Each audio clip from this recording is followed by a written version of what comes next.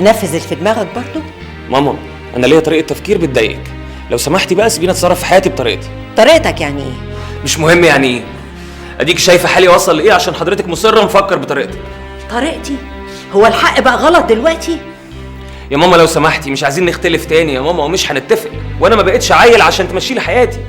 انا برضو بمشي لك حياتك يا محسن، مالكش حق. مش مشكله، انا عارف انا هعمل ايه. طب بس افهم هتعمل ايه؟ يا ماما ارجوكي مش عايزه اتكلم، حضرتك مش هتوافقي على اللي انا هعمله. خلاص انت حر، اتحمل نتيجة ده كله، بس هترجع تندم في الاخر. يا ابني بلاش تمشي اللي في دماغك، كفاية اللي عملته فينا، خليتنا بقينا على الحديدة، عايز ايه تاني؟ طب اقول لك ايه، ما انا غلطان في نظرك على طول الخط، هعمل ايه تاني؟ يا ابني انا بفكرك مش بلومك. انا فاكر كل حاجه يا ماما، ومش ناسي ولا هنسى. طب سيب هدومك وانا مش هكلمك في الموضوع ده تاني. خلاص يا ماما، انا خدت شقه وفرشتها وهحط الحاجات دي فيها احتياطي. فين الشقة دي؟ في الدويقه. ايه؟ مش عارفه الدويقه؟ فاكره الصخره اللي وزنها طن اللي وقعت من فوق جبل المقطم وموتت الاف الناس الغلابه بسبب ملاعب الجولف اللي سربت ميه الري وصدعت الجبل؟ تاخد شقة هناك؟ ده مكان خطر يا ابني.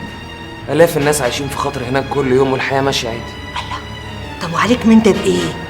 انت مش بتقول انك رجعت العفش بتاعك؟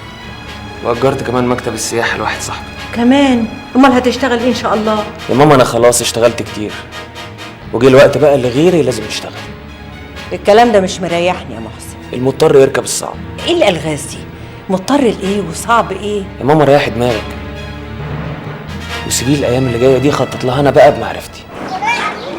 ومري دي حكايتها ايه؟ البنت دي لقيتها تايهه ومحدش عارف لها اهل. بعد ما خلصت كل الاجراءات الرسميه نصحوني بالمكان هنا وادوا لي اسمك وعنوان المكان. طول عمرك راجل طيب وابن حلال يا جلال. انا ما كنتش متصور ابدا الموضوع يتطور بالشكل ده. لقوا ايه؟ بيلعبوها بمنتهى الخباثه، مش بيهاجموا هدى، لا ده بيهاجموا بابا صفوة المراضي عشان احنا يبقى كل همنا الدفاع عن سمعتنا.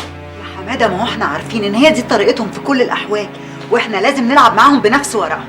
يا لميا انا فاهم، انما هدى هي اللي مش فاهمه. لو انت تقدر تتصرف بنفسك اتصرف، طالما ما فيش قدامنا غير كده. يا لميا ابراهيم الشربيني ده مش سهل، ده اخطبوط تبعته في كل حته، ليه نفوذ واتصالات في معظم الجرايد.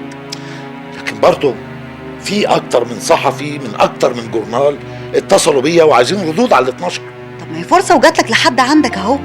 بيني وبينك يا لميا انا مش عارف هي فرصه ولا ورطه. الشطاره بقى ان انت تحول موقف الدفاع ده لهجوم على الشربيني واللي زيه، وتتساءل كان فين الكلام اللي بيتقال على صفوة المراغي ده من زمان، وليه ما اتقالش غير دلوقتي بعد ما الدكتوره هدى رشحت نفسها.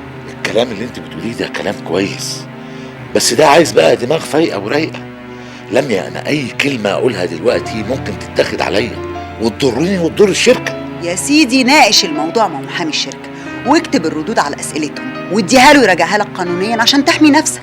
الموضوع مش بالبساطه اللي انت بتتكلمي بيها دي، الواحد بينجر له غصب عنه، رغم ان انا كنت عايز ابعد خالص واخلي هدى هي اللي في الصوره.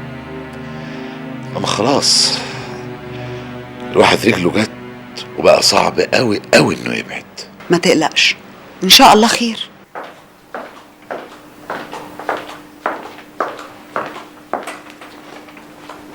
الله، انت هتفضلي قاعده كده مش هتدخلي تنامي؟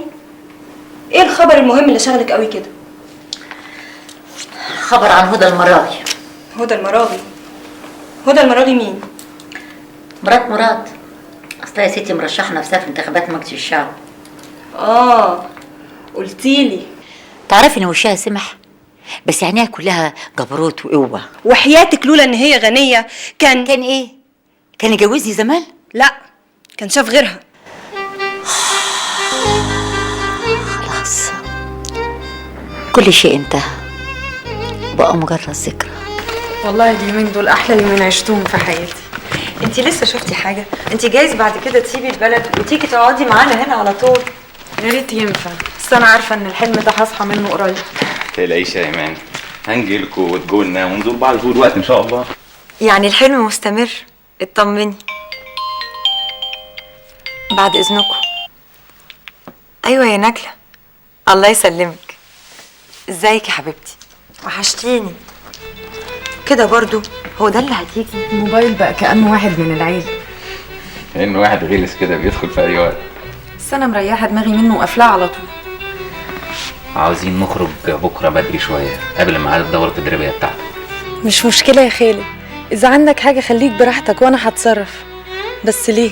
يا ستي أنا عاوز نروح مشوار سوا الصبح. مشوار إيه؟ سر؟ سر. خلاص؟ أمرك يا ابن عمي، وأنا أقدر أقول لك لأ وأنت ولي أمري في البلد دي؟ مش هتقدري تقولي له لأ على إيه؟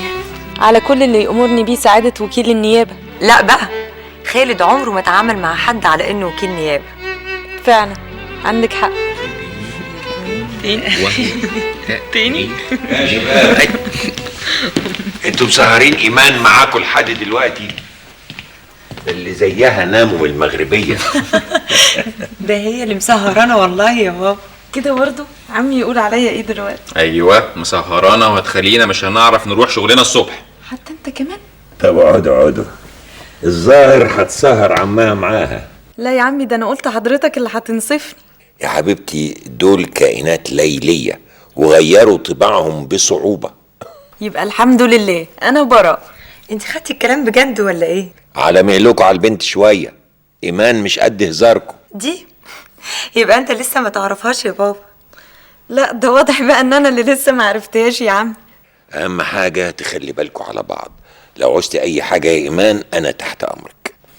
في حاجة صغيرة بس لو سمحت يا عم. اتفضلي يا حبيبتي انا تحت امرك. الامر لله يا عمي، بس انا ملاحظة ان حضرتك مش بتشترك معانا في التحضير لانتخابات الدكتورة هدى. لا ازاي يا بنتي، انا مشارك طبعا، وكل ما الانتخابات بتقرب هفضي نفسي اكتر ان شاء الله. انني ارشح نفسي من اجل المحافظة على الحقوق الدستورية التي كفلها القانون للناس من حقوق للمواطنين في التعليم وحقه في السكن المستقر وحقه في العلاج المجاني وحقوق المواطنة وحرية الرأي والتعبير وحرية العقيدة.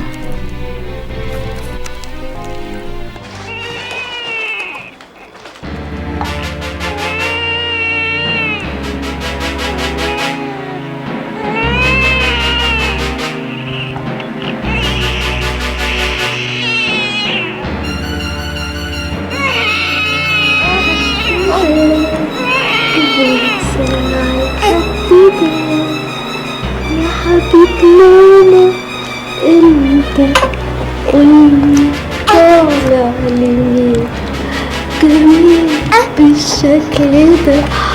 خد يا حبيبي عشان وحياة ماما، خد يا حبيبي عشان خاطري يا حبيب ماما، عشان خاطري.